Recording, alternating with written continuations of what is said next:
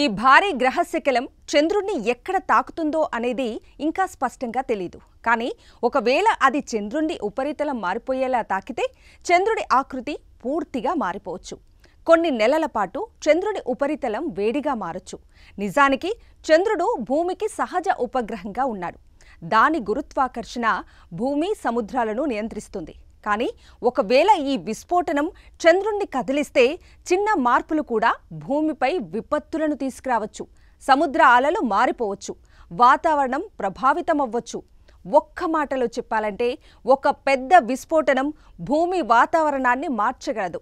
చంద్రుడి ఉపరితలంపై జరిగిన విస్ఫోటన ప్రభావం భూమిపై సముద్ర తుఫాన్లను పెంచగలదు. మనం చూసే ఆకాశమూ మారిపోవచ్చు. అటు చంద్రుణ్ణి తాకిన దెబ్బతో గ్రహ శకలపు తుక్కు అంతరిక్షంలోకి వెళ్లి భూమిపై ఉపగ్రహాలను, అంతర్జాతీయ అంతరిక్ష కేంద్రాన్ని కూడా హాని చేసే అవకాశం ఉంది.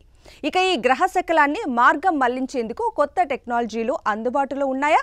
దీనిపై సైంటిస్టులే సమాధానం చెప్పాల్సి ఉంటుంది.